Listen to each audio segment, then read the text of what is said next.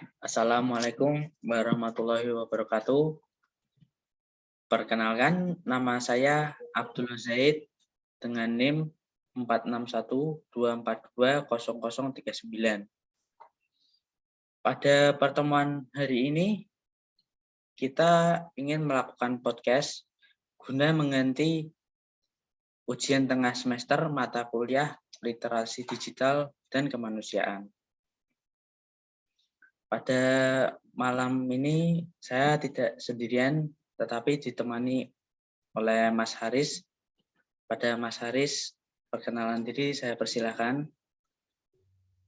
Ya, Mas Zaid. Halo semuanya, perkenalkan nama saya Karis Rahmat Hidayat. Saya adalah salah satu teman dari yang terdapat dalam satu rombel dengan Mas Zaid dalam mata kuliah Literasi Digital dan Kemanusiaan. Pada kali ini saya akan menjadi pewawancara dalam podcast pada kesempatan kali ini. Baik, pada pertemuan hari ini kita akan membahas teknologi AI. AI atau Artificial Intelligence ini sering sekali kita dengar di kehidupan sehari-hari karena AI ini sangat sering digunakan mulai dari membaca ramalan cuaca, lalu mencari rute tercepat pada Google Maps, lalu AI dalam kamera HP seperti misal pada saat kita ingin melakukan pemotretan, itu kamera akan secara otomatis meningkatkan fokus pada titik tertentu seperti wajah. Dan karena alasan tersebut, hari ini kita ingin membahas Artificial Intelligence lebih mendalam pada podcast kita malam ini. Untuk pembahasan secara umum kurang lebih seperti itu, Mas. Apakah dari Mas Haris ini ingin menanyakan sesuatu? Jadi AI secara umumnya seperti itu ya, Mas. Ya, seperti itu kira-kira. Lalu pengertian atau definisi dari AI ini seperti apa, Mas? Oh, secara definisi ya. Kecerdasan buatan atau Artificial Intelligence AI ini adalah simulasi dari kecerdasan yang dimiliki oleh manusia yang kemudian dimodelkan di dalam mesin dan diprogram agar bisa berpikir seperti halnya manusia.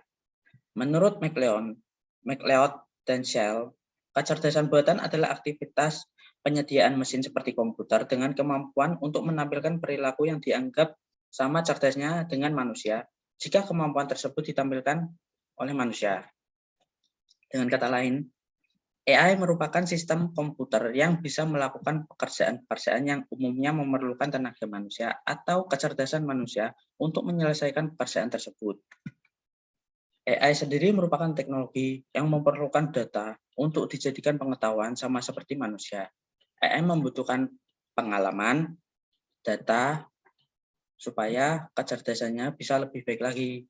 Poin penting dalam proses AI adalah learning, reasoning, dan self-correction. AI perlu belajar untuk memperkaya pengetahuannya. Proses belajar AI sendiri pun tidak perlu disuruh oleh manusia, melainkan AI akan belajar dengan sendirinya berdasarkan pengalaman AI saat ia digunakan oleh manusia.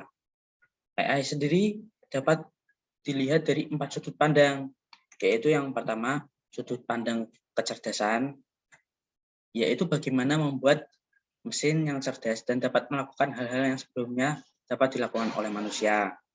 Lalu ada sudut pandang penelitian, yang maksudnya adalah studi bagaimana membuat agar komputer dapat melakukan sesuatu sebaik yang dikerjakan oleh manusia. Lalu yang ketiga, ada sudut pandang bisnis atau kumpulan peralatan yang sangat powerful dan metodologis dalam menyelesaikan masalah-masalah bisnis. Lalu yang terakhir ada sudut pandang pemrograman, yaitu maksudnya kecerdasan buatan yang meliputi studi tentang pemrograman simbolik, penyelesaian masalah, dan pencarian.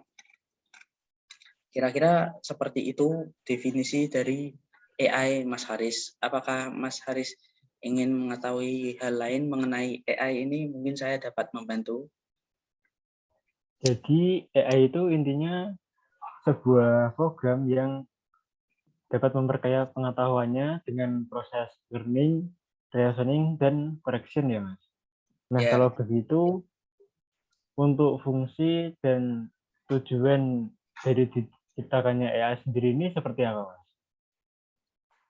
Nah, fungsi dan tujuan diciptakannya AI ini ada banyak.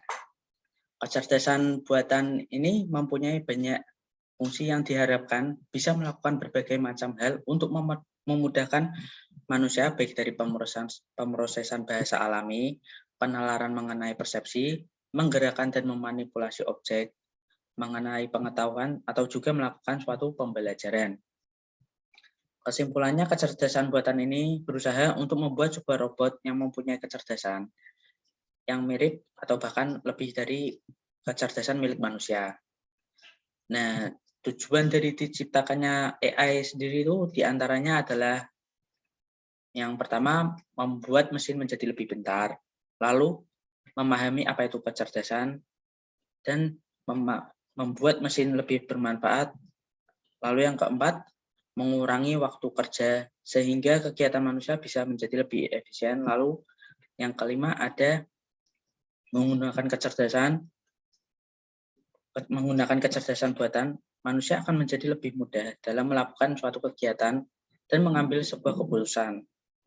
Lalu yang terakhir, yang keenam, membuat waktu pengerjaan suatu pekerjaan menjadi jauh lebih cepat.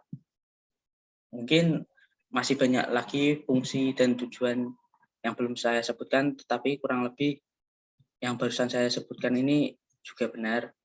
Mungkin kira-kira seperti itulah, Mas Haris, fungsi dan tujuannya. Mungkin Mas Haris ingin menanyakan hal lain lagi, mungkin saya dapat menjawabnya dan membantu. Jadi, inti dari fungsi dan tujuan diciptakannya AI tadi itu untuk memudahkan manusia ya, Mas? Kalau begitu, seperti apa sih, Mas, kemudahan dari penerapan dalam kehidupan sehari? Kalau begitu, seperti apa sih, Mas, penerapan kemudahan yang ditawarkan oleh AI dalam kehidupan sehari-hari kita? Contoh penggunaan AI dalam kehidupan sehari-hari ya, yang sering kita temui tapi tidak kita sadari atau mungkin jarang kita gunakan, tapi biasanya di HP-HP zaman saat ini tuh sudah ada, yaitu Google Assistant. Google Assistant adalah sebuah layanan asisten virtual yang dikembangkan oleh Google sendiri dan bisa digunakan untuk melakukan percakapan dua arah dengan Google. Yang Google Assistant ini memiliki fungsi yang digunakan untuk menerjemahkan sebuah kalimat, dan dengan menggunakan layanan ini pengguna tidak perlu repot-repot lagi untuk mengetikkan kalimat yang ingin diterjemahkan dalam bahasa tertentu dan tinggal mengucapkan kalimat tersebut, maka secara otomatis akan langsung diterjemahkan melalui teks atau bisa juga dengan suara. Lalu contoh lain lagi dalam penggunaan AI dalam kehidupan sehari-hari itu seperti contoh bot dalam game. Biasanya seperti misal bot dalam game Dota atau Counter-Strike, CS:GO, Global Offensive, lalu mungkin bahkan Plants vs Zombie itu juga mungkin menggunakan AI. Biasanya di dalam sistem tersebut kita bisa bermain melawan bot untuk Dota dan CS:GO ini. Nah, bot yang digunakan ini juga menggunakan AI, di mana bot akan merespon suatu hal yang akan ditentukan dari gerakan yang kita pilih. Seperti misal saat kita bermain game dan melawan bot, pada saat bot tersebut sekarat atau health point atau HP-nya itu tipis, maka bot akan lari menjauh dari karakter atau hero milik kita. Lalu ada contoh lagi, yaitu ini juga saya yakin kalian sudah pada tahu, mungkin Mas Haris juga pasti sudah tahu, yaitu AI dalam kamera smartphone.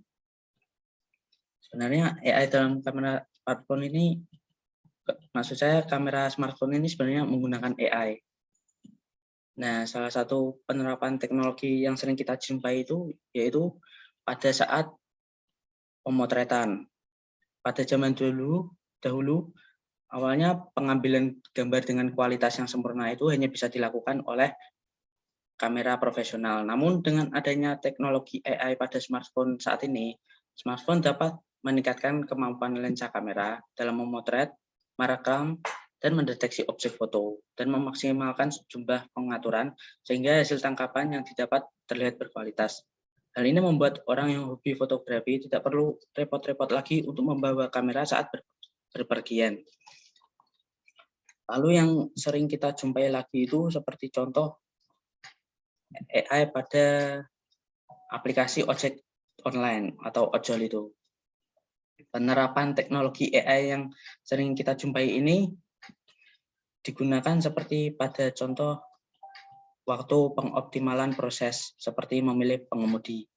Misal ketika kita memesan ojek online ya Mas, aplikasi ini biasanya akan mencarikan pengemudi terdekat dengan pelanggan atau pemesan. Lalu contoh lain lagi yaitu ketika memesan makanan. Misal kita ingin mencari dan menuliskan keyword soto atau nasi goreng atau yang lain. Maka aplikasi ini akan langsung mencari daftar toko, warung, atau resto berdasarkan kriteria tertentu. Misalnya seperti lokasi yang dekat, atau ulasannya banyak atau terbanyak, atau positif, lalu tarif pengiriman murah, dan sebagainya. Kemudian ada lagi contoh penerapan teknologi AI ini dalam dalam ojek online ini yang pada bidang keamanan. Seperti misal teknologi ini digunakan untuk mendeteksi adanya pemberhentian yang tidak direncanakan. Ketika sistem mendeteksi hal tersebut, sistem akan mengirim notifikasi ke penumpang atau pengemudi dan menanyakan apakah penumpang atau pengemudi membutuhkan bantuan. Seperti misal kalau kan kadang malam-malam gitu kan bahaya atau siang-siang tiba-tiba berhenti di tengah tol itu. Aplikasi tersebut akan langsung mendeteksi gitu loh Mas. Nah kira-kira Serem juga itu Mas. ya kan ngeri juga tuh Mas, nih misal tiba-tiba berhenti ada masalah bahaya kan. Jadi aplikasi ojol ini memasang AI tersebut agar memberikan keamanan lebih terhadap pengemudi dan pelanggan. Kira-kira seperti itu sih Mas, penerapan AI dalam kehidupan sehari-hari yang sering kita temui. Mungkin Mas Haris ingin bertanya lebih lanjut mengenai AI. Kalau dari saya sudah cukup sih Mas. Terima kasih atas penyampaian materi dari Mas Zaid mengenai AI yang cukup informatif dan menarik. Tadi di awal ada pengertian dari AI, itu intinya merupakan sebuah program yang memakai pengetahuannya dengan proses learning, reasoning, dan self-correction. Lalu ada fungsi dan tujuan dari AI itu untuk mempermudah kehidupan manusia, dan karena ia bisa mempermudah kehidupan manusia, makanya diterapkan dalam kehidupan sehari-hari kita tadi seperti Google Assistant, dalam game, AI dalam kamera smartphone, dan AI pada aplikasi ojek online. Mungkin ini bisa memperluas wawasan saya dan teman-teman semua yang sedang menyaksikan podcast ini. Cukup dari saya, Mas. Sepertinya dari Mas Haris cukup. Semoga ilmu yang kita dapatkan pada podcast malam ini berguna untuk kita semua, baik dari kami maupun penonton. Mungkin saya cukupkan untuk podcast malam ini. Sekiranya jika saya ada salah atau Mas Haris ada salah, kami mohon maaf. Sekian. Assalamualaikum warahmatullahi wabarakatuh.